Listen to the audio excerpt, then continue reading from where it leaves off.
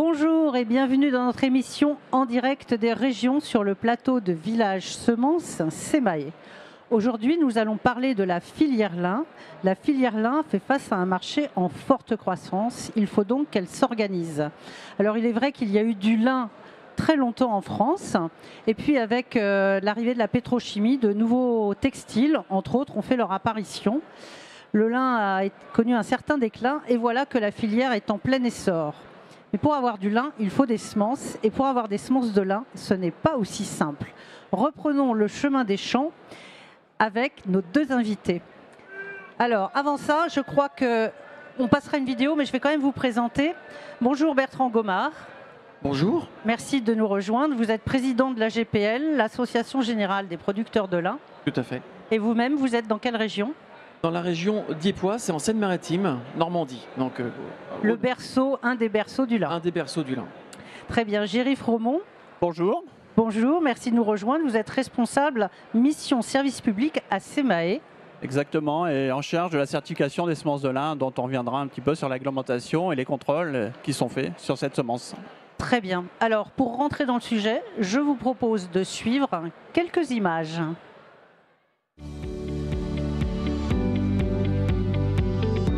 Voué pour ses qualités écologiques, le lin est une plante à fibres en plein essor. 75% de la production mondiale est réalisée dans l'Hexagone et la France est le premier exportateur de lin non tissé au monde. On est dans une filière de gens passionnés par ce métier, passionnés par la fibre. Le lin est une plante d'avenir pour moi parce qu'elle répond aux questions d'aujourd'hui. Pour satisfaire une demande croissante en semences, la filière française est en première ligne. Les raisons du succès ?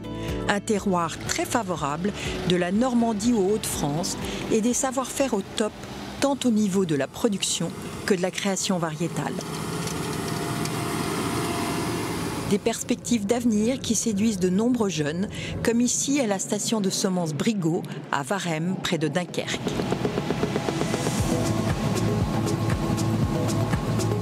Mon rôle consiste à m'occuper de tout ce qui est triage, traitement, donc à régler tous les lots. Le lin a un avantage, c'est qu'en matière de phytosanitaire, il est très propre, on met très peu d'intrants. Donc c'est une culture qui a toute sa place aujourd'hui dans la production française. Les brigots, c'est bien, c'est que c'est des saisons, à chaque fois on peut changer de place. On peut aller au triage, au pré-nettoyage ou au traitement.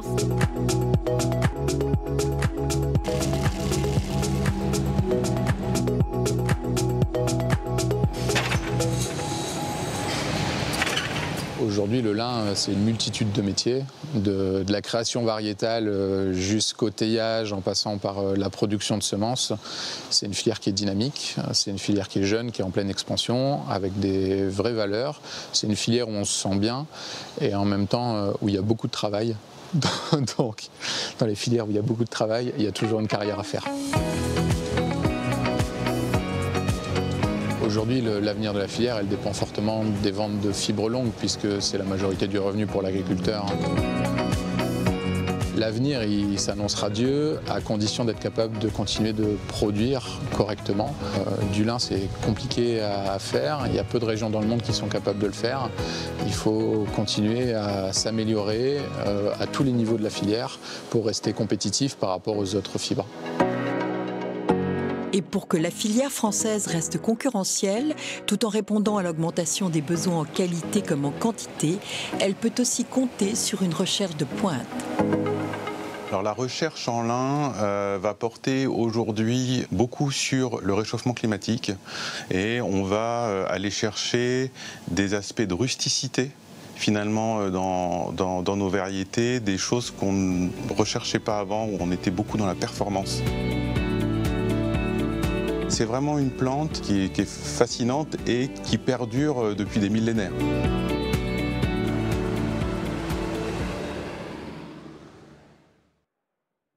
Le lin est une plante fascinante. C'est pas vous, Bertrand Gomard, qui allez me dire le contraire. Je crois que vous êtes un passionné, vous êtes aussi producteur. Dans votre région, c'est une filière de passionnés.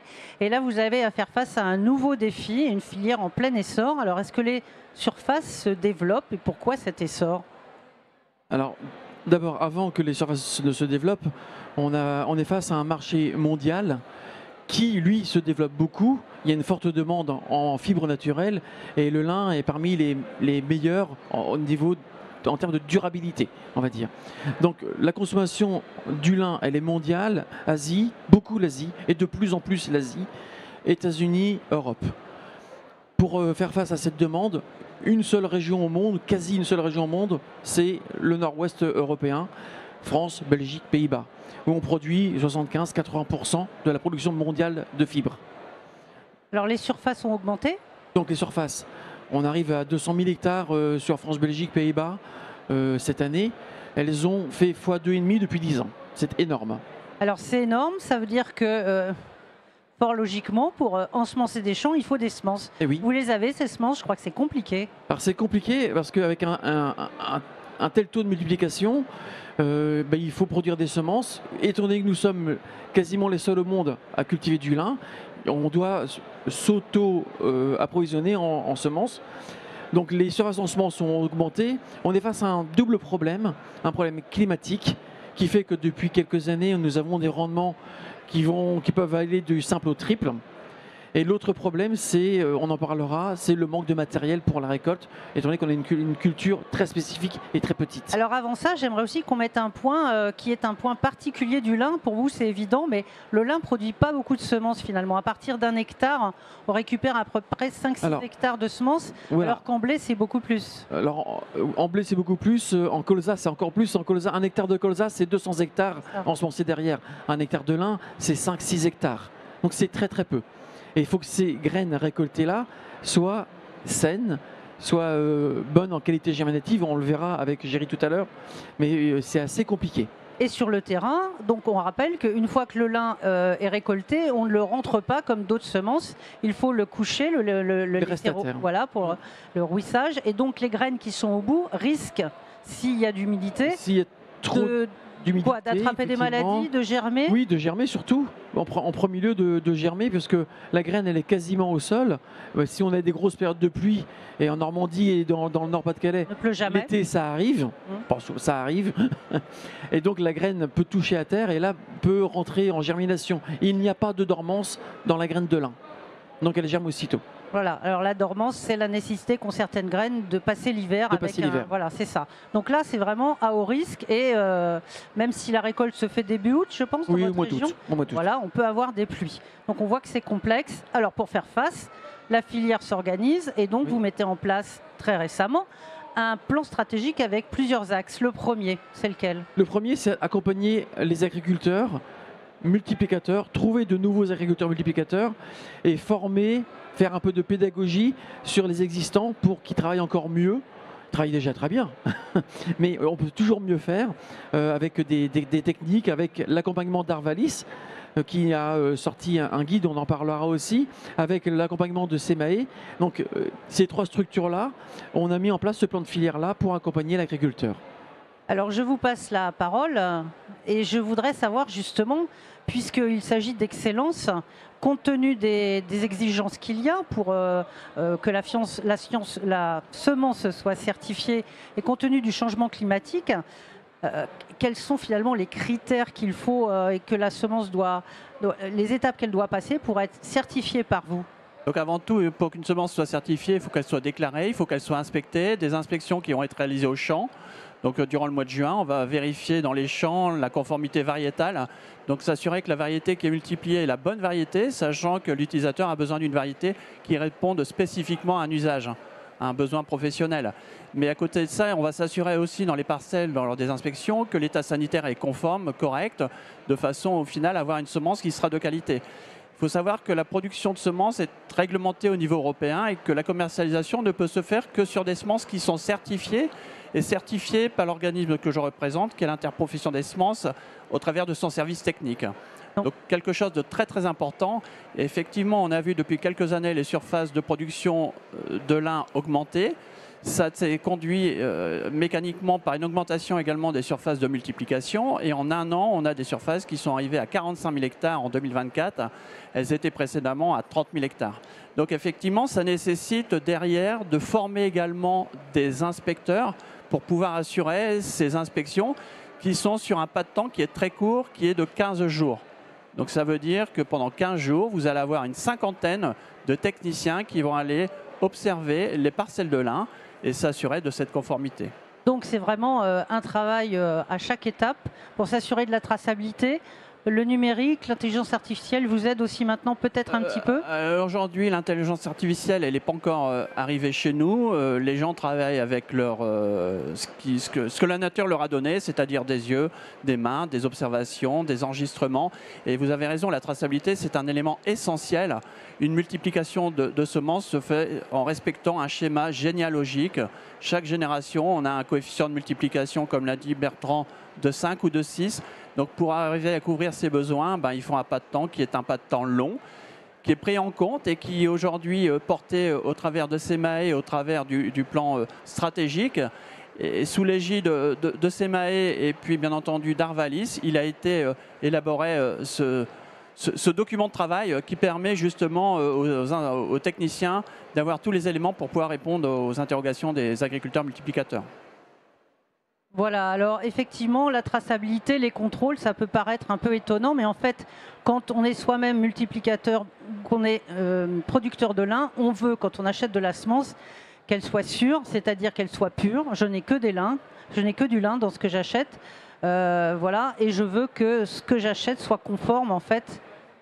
Exactement. Entre l'étiquette et ce que je vais mettre dans mon champ. Exactement. Et cette semence qui va sortir et qui va être usinée, bien sûr, il faut qu'elle réponde aussi à des normes technologiques de germination. Hein. C'est-à-dire qu'une graine de lin, on le verra tout à l'heure, mais une graine de lin, on ne sait pas si elle germe ou si elle ne germe pas. Il y a des contrôles qui sont faits en laboratoire pour s'assurer. Et bien sûr, ce qu'on sème, on ne veut pas de mauvaises herbes, car aujourd'hui, il faut que le lin aussi soit de qualité. Très bien. Alors, je vais me tourner vers notre chroniqueur jardin. Bonjour, Tom. Bonjour. Alors, on est en train de parler du lin. Qu'est-ce qu'on peut faire du lin au niveau du potager? On s'imagine bien dans notre potager, si on veut cultiver du lin pour en récolter les fibres ou les graines, alors il en faudrait presque des champs. Donc, on ne va pas s'occuper de cette culture pour son aspect proprement d'être du lin, mais moi, je l'apprécie pour le semer entre mes rangs de pommes de terre. Alors, le lin, dans les rangs de pommes de terre, il va éviter cette petite bête qu'on voit juste là. C'est un doryphore. Et ce doryphore, il peut ravager mon champ de pommes de terre en quelques heures parce que c'est une bête qui est assez vorace. Simplement avoir mis quelques plants de lin au milieu de mon champ de pommes de terre et je n'ai plus ces fameux doryphores. C'est donc une plante qui est très utile. Mais on peut avoir d'autres exemples comme ça dans notre potager avec la tagette, vous appelez ça en France aussi œillet d'Inde. Et en fait, cette tagette, elle va attirer les limaces, se faire dévorer par les limaces.